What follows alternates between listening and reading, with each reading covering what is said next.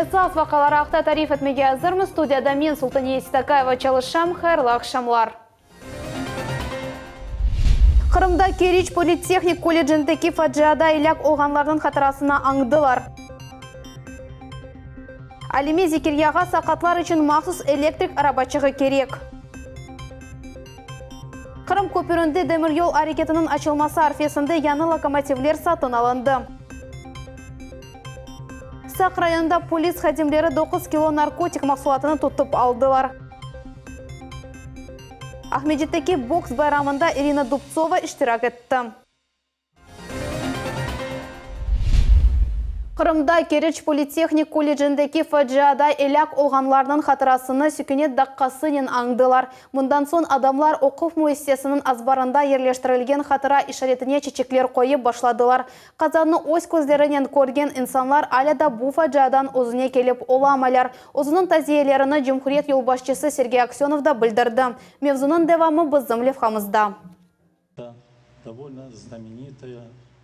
Keriç Politexnik Koleji yanında 300'den ziyade student, hocalar ve anne babalar toplandı. Şehirnin ibadethanelerden birinde hizmet etken papaz ibadetler kıldı. Bundan son bu yerde yerleştirilgen memorial ogune çiçekler koyuldu.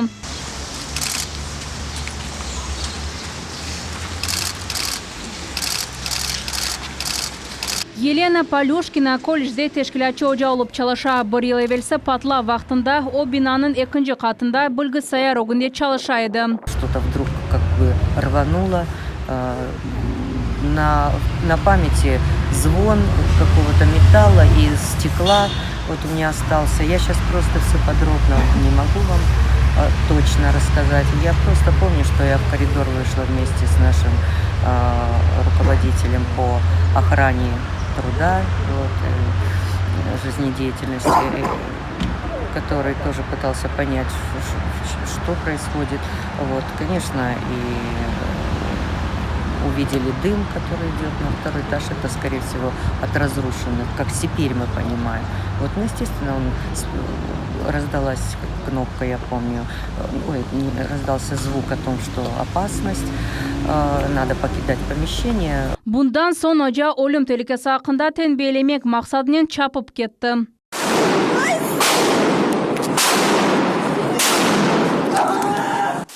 Bu dehşetli kadrlarına koz yaşsız bakmakның çaresi yok. Baştan Vladislav Roslakov aşhanede ozu yasagan bombаны patlattı. Bundan son ise tüfeknin mektep hayatlarında karşısına rast gelgenlerini atıp başladı.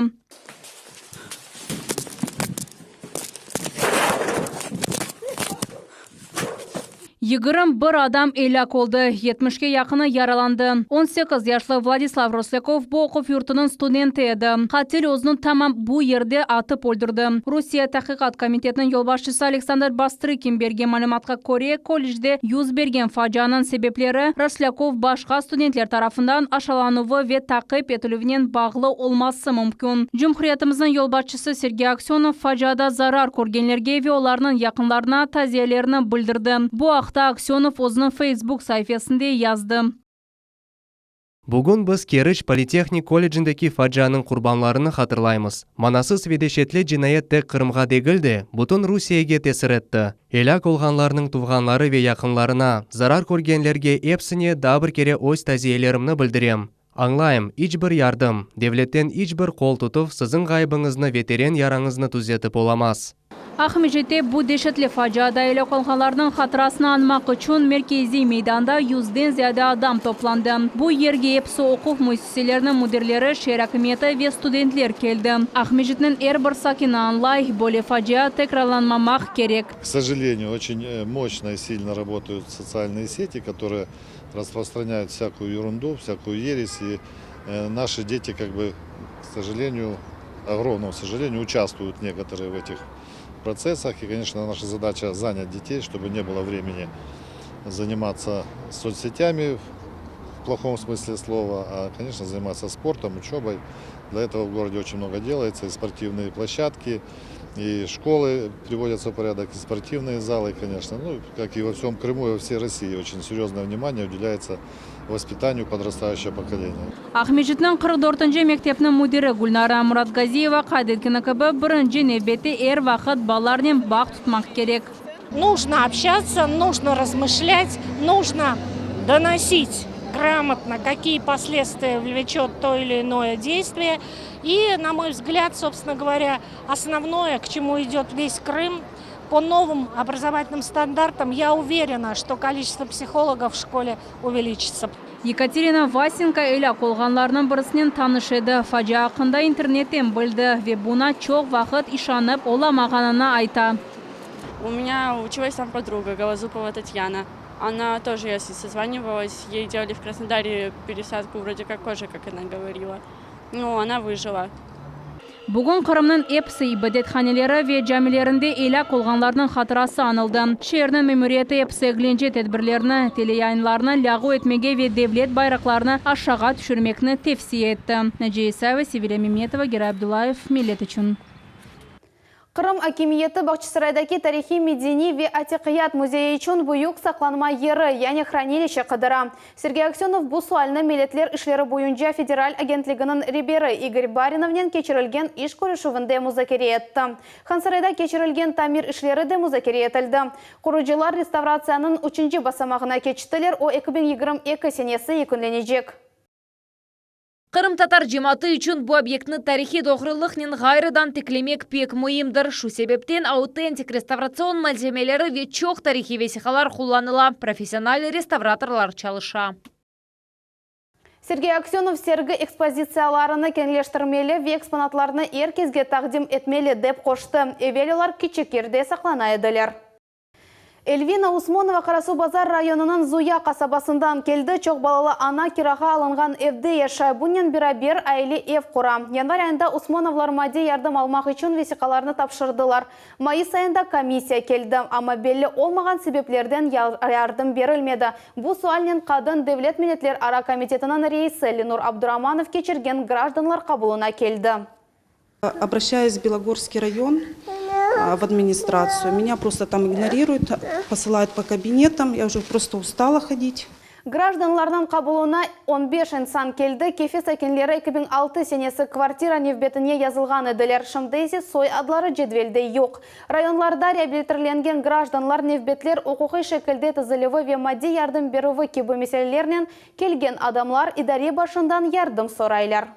Каждому человеку нужна ясность в конкретном случае, в конкретном деле, в конкретном учетном деле его жилищных условий, с теми объектами, которые сегодня строятся, и как люди могут быть на них рассчитывать, ну и в целом вообще понимание того, как на сегодня состоят дела в обеспечении жильем. Поэтому это острый вопрос, мы его обязательно сейчас в рамках вот сегодняшних обращений проработаем с муниципальными образованиями, поскольку это недопустимо, этого не должно быть. Gражданларның kabuluna Lenur Abduramanov Ahmedjet şehri Trubachenko sokağı 23A adresi boyunca geçiriye ayının 1 ve 3 cuma akşamı günleri müracaat etmege mümkün. Ama evvelden yazılmak gerek. Yarımada Kırım köprü üstünde demir yol hareketinin açılması arifesinde 10 lokomotiv satın aldı.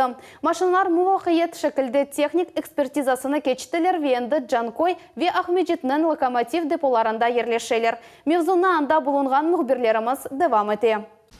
Чтобы запустить тепловоз, нужно включить ряд автоматов на высоковольтной камере, а в кабине управления общее.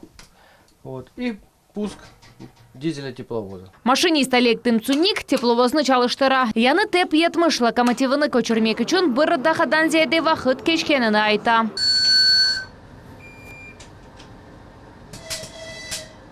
Сентябрьде Cankoy deposu üçün böyle 7 teplovoz alındı. Bu tartıcı maşinalar dizel yaharlılıkla çalışalar. Maşinistler kaydetkenine göre bu lokomotivler yolcular vagonları için, onun için yengil köçeler ve süratini tez arttıralar. Это абсолютно новые локомотивы, которые уже прошли обкатку и полностью готовы, как и наше депо, к обслуживанию пассажиров.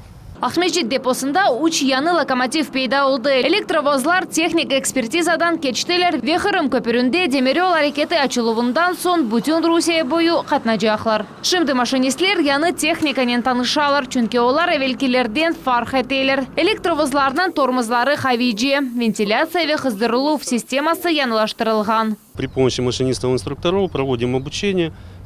Здесь же на месте они сдают зачеты и тем самым подтверждают свою свое право управлять данными локомотивами. Умумин Ахмеджит депосында 20 локомотив бар. Олар Хытадан Кырымга тренлер токтамаздан катнабууну темен этежек. Кырымдын демир жолу идаресинде хайдеткенлери кыбы бу сененин декабрь айында демир жол аракети ачылганынан Кырым көпүрүндөн bir суткада 50 же чифт жолжу ве юг тренлери кечижек. Бойлеликнен олар 1 жылда 15 миллион жолжуны ве 20 миллион тонна юкну кабул этмеге имкан бережек. София Шукурова, Руслан Минаев, Виталий Голубев, Миллет үчүн.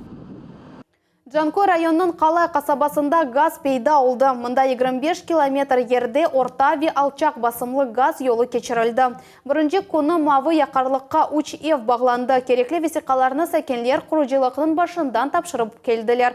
Тез вакытта жакка да 150 эв багланажак. Газ жолунун кечкен жылдын майыс айында кечирип башлаган эдилер. Ишлер коюлган муддеттен эвел тапшырылды. Бу вакыяны сакенлер 20 жылдан зияде бекледилер. Покупали дрова, уголь, вот здесь стоял котел под твердое топливо. Каждый день его грузили, потом выгружали. На топливо приходилось это минимум 2 тонны угля, это по нынешним ценам за 20 тысяч. Плюс дрова, это я знаю тоже около, наверное, 10 тысяч. Касабада 5 бенге якын инсан яшай, оларның эпісіне ось evlerini мавы якарлыққа бағламақ ве бұ қышны sıcakta кечірмек имканы берілді. Газ кечіріже бұруларының құручылығы мескен ерлерінің газификация етілмесі адды devlet программасы черчевесінде yapıldı. Бұ ішлерге Cumhuri бюджеттен қарарынан 70 миллион рубле айырылды. Ахмеджит районунун Бейтаныш көйінде ешаған Алиме Зекерия ярдымға мұқтач. Она сақатлар үшін электрик арабачығы керек. 30 ел давамында қыз ДЦП хасталығынен яшай, ама Алиме рухтан тушмей. О бізім телевизион тақымызға отының кечік арзулары ве ерішмелеріні açtı. Ачау гонгулеве оптимист Алиме Зекерия тебе сөмілі оз арзулары қында тариф ете. Есть и которые специальные курсы для инвалидов.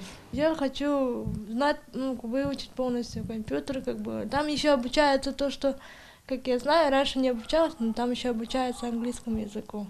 Оқу муэссесесінде сақатлар үшін махсус программа бар, ама бұның үшін 11-ші сыныфның мезуны олмақ керек. Алиме ise экстерн шекілде тек 9 ел оқыды. Женщина, и она экстерна.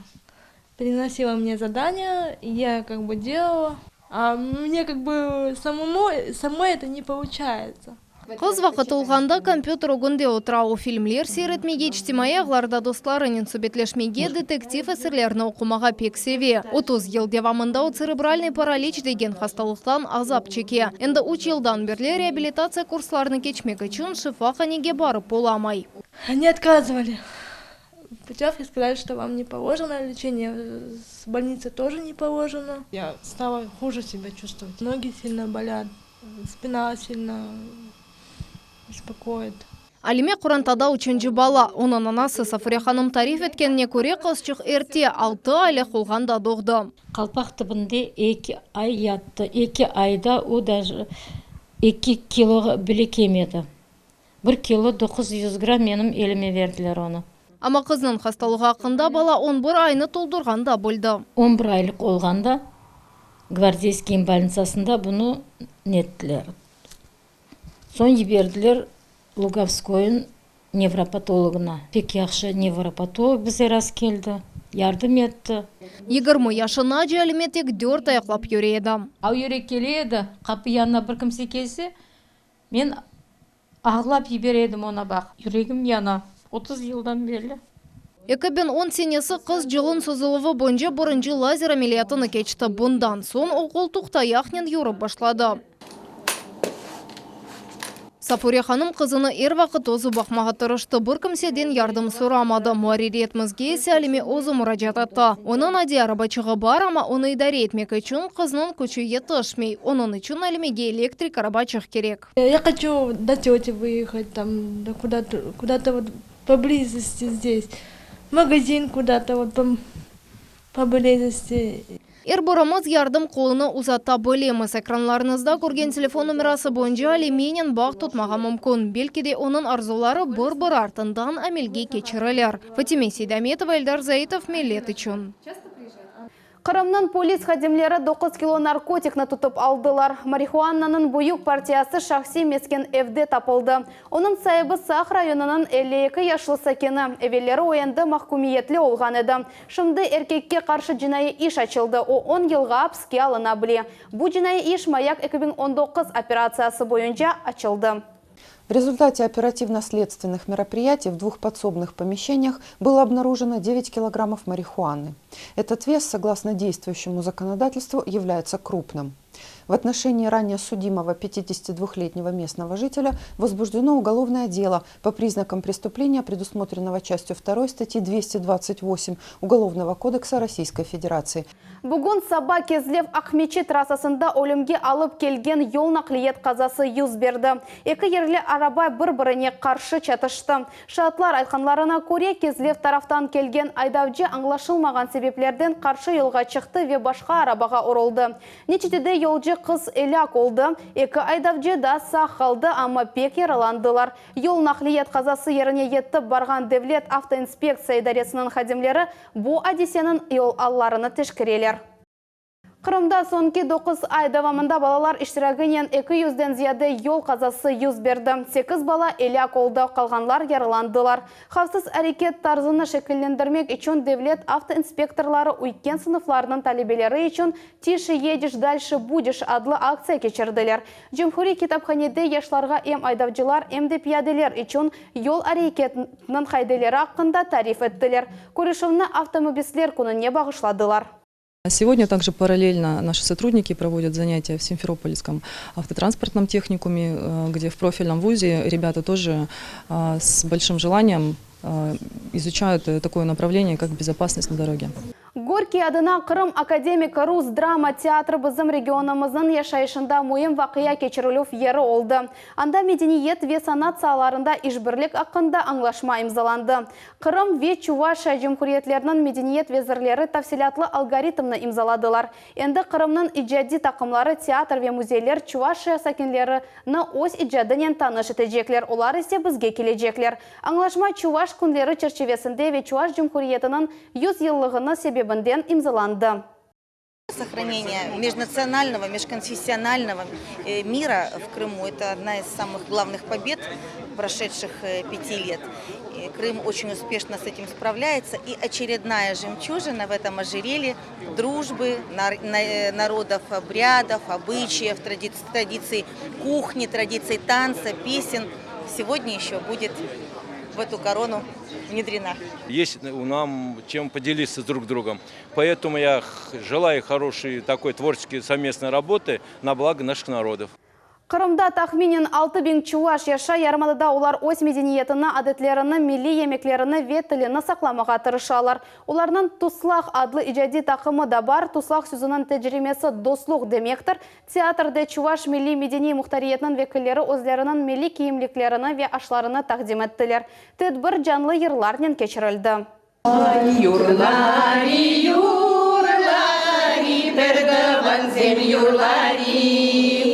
Қырым татар театры кечмышы бүгіні векележегі Гаспринский адына китапханесінде кечірілген тарих үлкешінас оқывларының мевзусы тамам бойлы еді. Тедбір театр елына бағышланды. Сережелерінің ерлері театраль илянлар деварлары перденен ортүлген эдеби көшечек bu ақшам китапханенің оқув залы уйдырылған театр одасына чеварылды.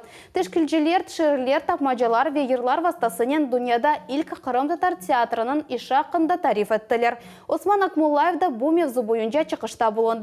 Ахмеджет гимназиясының 5-ші сынып талебесі хронологик маруза ве презентация hazırladı. Bu iş üzerinde oğlan bir yıl devamında çalıştı. Единственный в мире театр крымских татар. Итак, театр – один из самых древнейших видов искусства. Teşkilatçılar kitapхане leyhasını takdim ettiler. Okuv zalında ise musafirler için sergi hazırlandı. Anda teatr işi ve tarihnen bağlı malumat numayiş etildi. В начале года у нас помпезно, торжественно были открыто такое хорошее мероприятие, посвященное году театра. И в течение года мы продолжаем. Это работа над уникальным библиографическим пособием «Указатель крымско-татарский театр. Прошлое, настоящее, будущее». Ну, такое вот проектное название. Приходите, вся та тематика и весь тот материал располагает библиотека и будет в течение года работать и предоставлен нашему читателю. Наша библиотека, двери открыты для вас. Приходите и все вместе празднуем год театра. Миллет менлігі конкурсында рейберу екөнленмесіне сайылар күнлер қалды. Октябрның 20-сіне әрбір істеген адам 12 номинация бойынша өзінің танышы, досты, зенаддашы ве туғанларына қол тұта біле.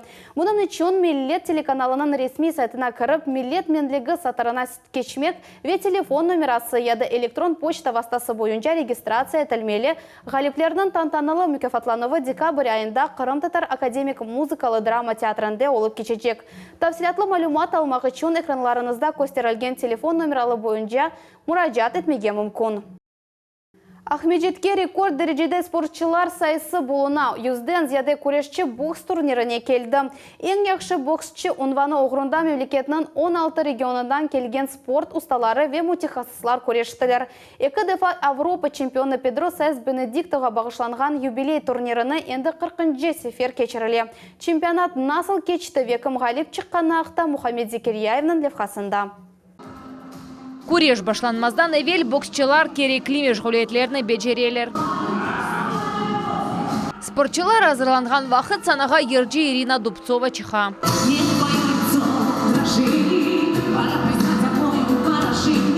Русия ержisi были Арханлы санада ilk сефер. Спортсменам силы, мужества, победы и в общем, нам нужны такие сильные люди, такие сильные мужчины. Я говорю от лица всех женщин.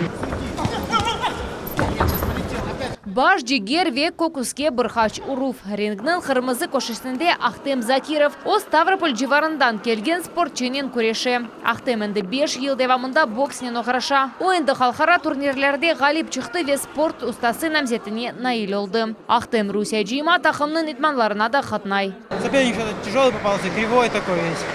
Первый раунд неудобно было к нему подстроиться. А дальше второй-третий раунд тренера мне дали задание, поставили, я его выполнял.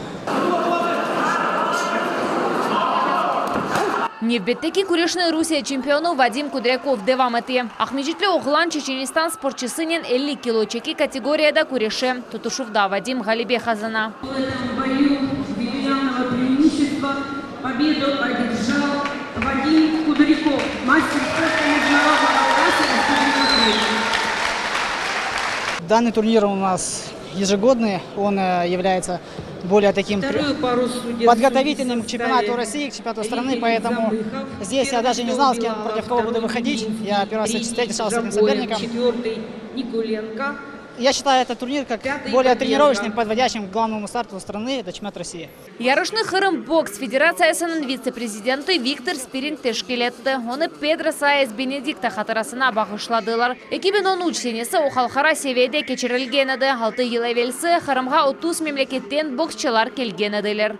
Но Педро Сайс, он не просто, как говорится, был как боксер, он тренер. Он начинал бокс в Крыму после 45-го года, в 47 году. Впервые он в Советском Союзе начал тренировать в Ташкенте. Потому что испанцев туда немножко потеплее. Там, да. И он там начал тренировать. Вот. И потом, когда он уже приехал в Крым, сборная Украины, который он тренировал, выиграл Кубок Советского Союза в 1954 году. Ярышта 18 яштан 22 яшхаджи боксчылар иштирак еттілер. Турнирден сон ғалип чыққанлар спорт ұстасы унваны өзерінде чалышачақлар. София Шукурова, Мухаммед Зекерияев, Виталий Голубев, Миллет үшін. Октябрьнын 18-інде Devlet Milletler Комитетінің рейсі Ленур Абдураманов Ақшайх районында гражданлар чықыш қабылыны кечірежек. Тедбір үйледі саат 2-де Ақшайх қасабасы Ленина соқағы 5-ші F адресі бойынша кечірележек. Бұл мемориетінің бұйық залы.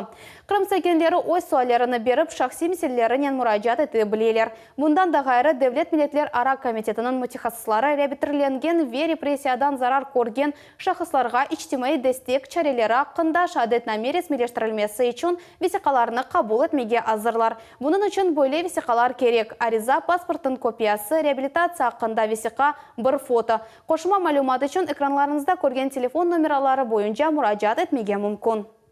Бүгінге бұл эпосы хаберлер Милет телеканалындан айырылмаңыз, хайырлы ақшамлар.